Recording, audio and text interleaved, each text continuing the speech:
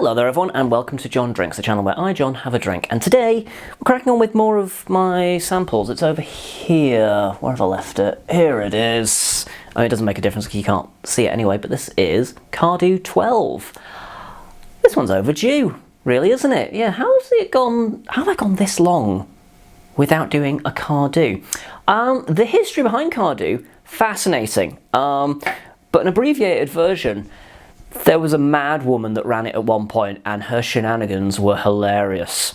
If you want to know a bit more about her tale, I'll leave it down in the description below because I could pad this video out with a description of the mad shit she got up to, and part of me kind of wishes that I had now, but we'll stick to the whiskey, we'll go with that. So Cardhu, it's an interesting one.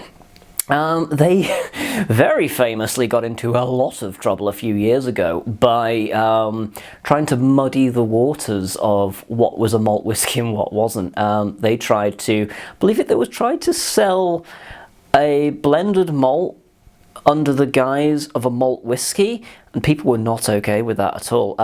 If memory serves, they were trying to do what Captain Morgans are getting away with now, which is pretending that what was in the bottle was what they were saying was in the bottle, or what they were implying was in the bottle by using the name, but actually wasn't. So in that instance, I believe it was just a random blended malt from God knows where. Not convinced it actually even had Cardhu in it. I think it might have been a constituent. I'm not 100% certain on the details of this one. There will be people down in the comments that will be typing away furiously like, the actual story is this, it starts in 18-2. Feel free. If you know the full story, tell us it down below, because I love story time, if nothing else. But yeah, basically they tried to pass off a product that wasn't what they were kind of intimating it was. It was kind of above board, kind of not. It was one of those weird grey areas, but I think the Scotch Malt Whisky Association came down on it hard and were like, we see your bullshit, stop it.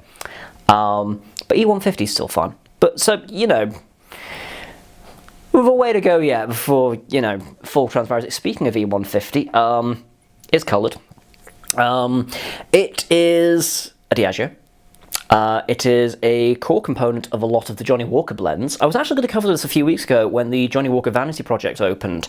I've not stepped foot yet, but partly because I'm scared to, because I don't have an issue with Johnnie Walkers as a whole. I mean, even if I did, why should they care, you know? Because, I mean, they're a massively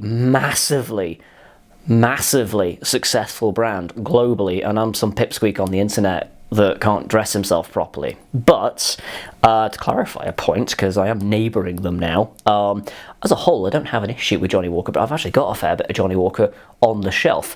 I am one of the few people that would say, I don't mind the White Walker. It's not brilliant, but I don't mind it. I don't hate it, you know? A lot of people vehemently despise that stuff. I've got the Sweet Peat up there. That was a gift from a patron.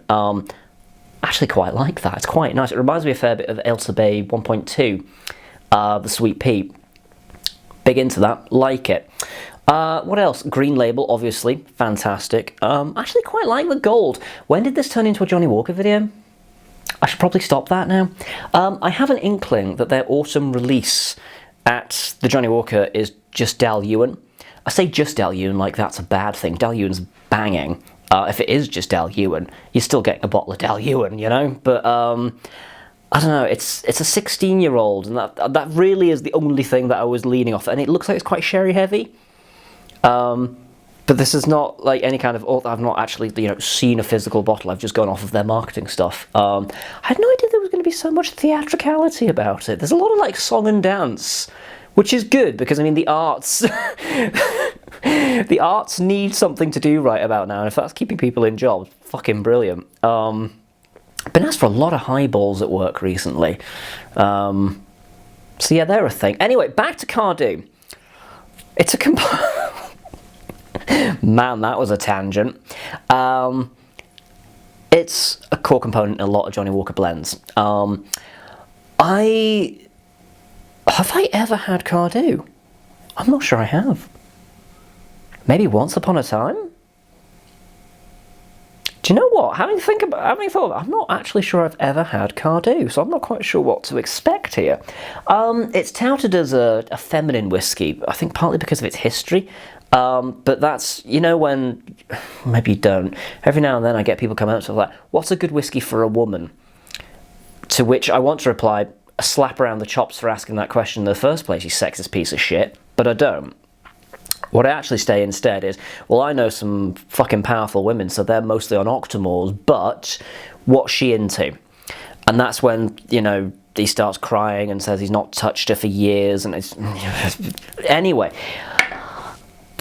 hospitality industry is weird like that. We should probably get onto the whiskey before this video gets any stranger. Also, let me know down below how the look of this is, because I'm trying out a new lens. I found a bit of a bargain. The one that I've got on here, the guy that sold it to me, I don't think he realised it's going for like 90 odd pounds online. I managed to get this for 35. And from what I can see from the viewfinder, it's looking pretty fucking good so far. This could look garbage by the time I'm finished with it though. So, but anyway, the whiskey. Cardhu 12-year-old. Is chill filtered, is coloured, to the best of my knowledge. Comes in a sort of legendary dumpy bottle, I suppose.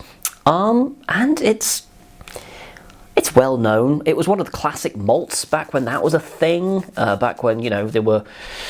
Well, back when whiskey needed a bit of extra marketing, I suppose. Now it doesn't really need it so much.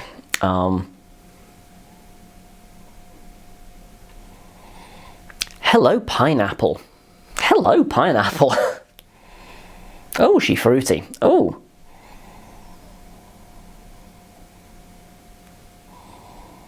A little bit of banana in there as well. Not something you get too often with whiskey. Normally when you do get it, you get it. Bren being a notorious example of bananas. Yeah, pineapple and banana. Interesting. This is kind of like a smoothie so far.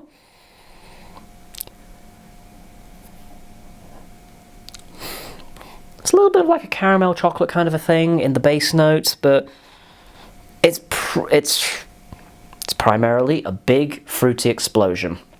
Bananas, mangoes, a little bit of papaya. It's quite tropical. It's a very inviting, bright, fruity, unexpected nose. I don't really know what I was expecting from Cardhu, but I don't think I was expecting this. It's very inviting. I've got to say that much. It's and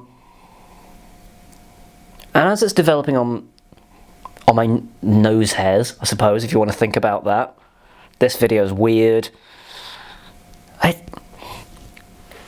It does have kind of like a slight sweetness coming through to it, but not in kind of like a chocolatey, sugary, saccharine kind of way. Almost kind of like if you took the pineapple and were like, I'm gonna smear this in honey and start barbecuing. It's that kind of like a charred sweetness about it.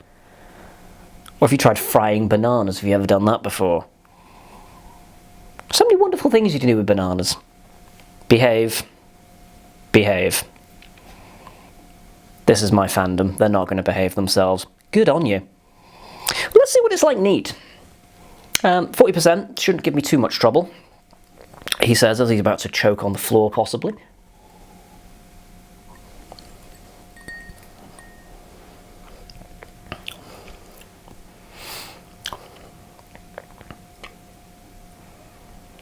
Well, that was unexpected. Well, that's lovely. Sorry, I should give you a tasting though. Sorry, I was just kind of like floored a little bit. I was like, oh, that's really nice.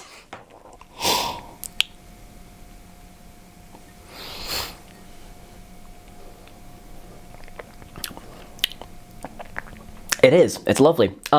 Sultanas, strawberries, black pepper. A little bit of like a clotted cream kind of a thing. Like if you're having a scone out and you're just like, you know what, I'll just shovel cream into my face because you're having a bad day. It's raining, your hair's hanging down in damp, straggly tendrils, you've just lost your winning lottery ticket, there's children across the road screaming. I mean, you know, theoretical day. Theoretical day.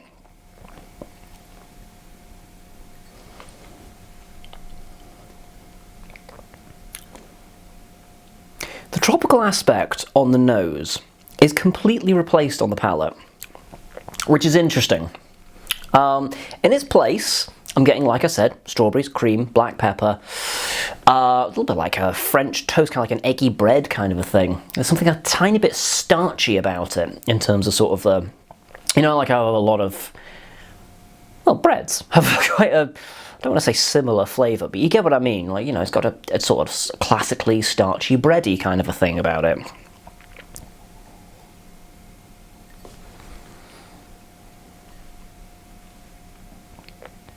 But there's a delightful richness to it. And it's a touch fruity. It's quite bright. It's very inviting. And on the finish, it is a little bit, it's like a touch of acidity to it. It's not quite lemon, it's not quite, kind of like an orange and lime kind of a thing if you mix the two together. It's like a little bit of sweetness and a little bit of acidity, and it's not too jarring. That's lovely. That's genuinely very nice. Okay. Let's pop a bit of water into it, see what happens.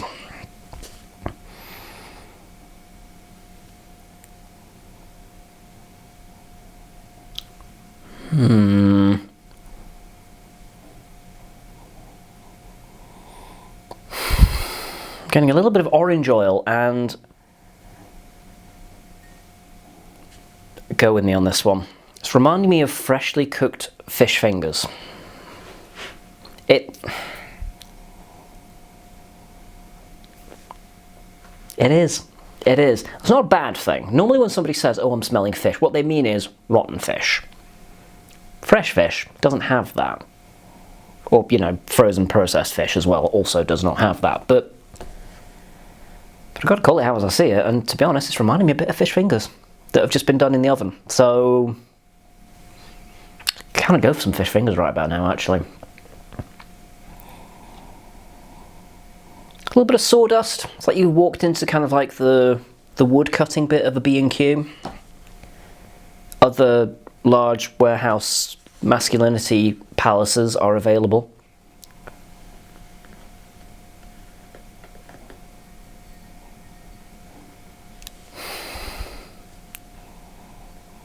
There's maybe like a hint of peach, but with the water it's dulled it quite significantly. But I'm still looking forward to trying what it's actually going to taste like. Just going to quickly check that this is still recording, however, before I do that.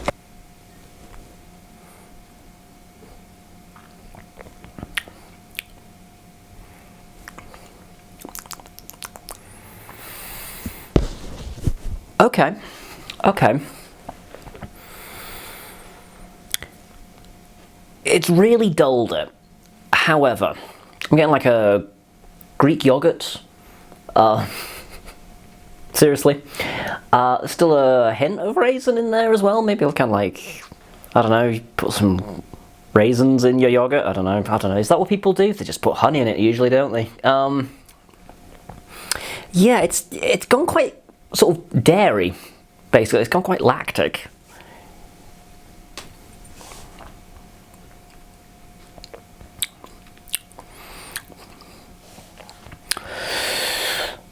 There's a kind of like a brown butter, demerara sugar kind of a thing going on, like if you were like making flapjacks and you're just like, I'll just have a bit of this. That kind of a flavour. But it's really subdued. A lot of the really bright, rich, complex, fruity notes of it without water have vanished. And in its place, it's just a bit simple by comparison. It's ultimately up to yourself whether you add water or not. I think this one benefits from just giving it a bit of time, letting it have a bit of air and just doing it that way. If you are going to add water to this, I would advise going gently on it. Because, I don't know, it's really tamed it, because it was a lovely dram before, and then I put water in it, and then it's possibly down to me. It's very possible it's user error, and I've over-egged it. It's very possible, let's face it, it's likely even, but it's still lovely, but I kind of miss how it was. Luckily, I've got some more, so I can fire into that anytime I like.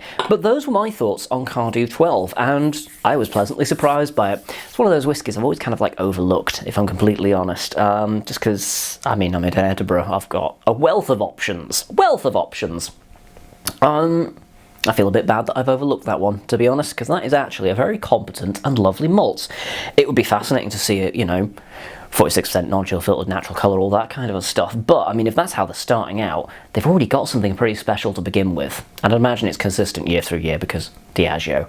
But yeah, now I come to think of it, actually, you don't ever really see indie bottlings of Cardhu. It's not that surprising, really, because they do belt them out, don't they? Very popular in Asian markets. Mind you, a lot of whiskey is, to be fair. I'm going to stop talking now. Maybe I should get my hands on one of the special releases. That's like, what, £1 billion for 20 centilitres or something now? But it's got a pretty picture on it, so that's something. Let me know down below, what are your thoughts on Cardhu? Do you remember the controversy of the pure malt thing? I think that was what, that. Are there any overlooked whiskies, or whiskies that are mainstream that you overlook, that maybe you wish you didn't? I don't know where I'm going with that question. Did this make any sense? The answer is no. Thumb this video if it was an absolute shitstorm.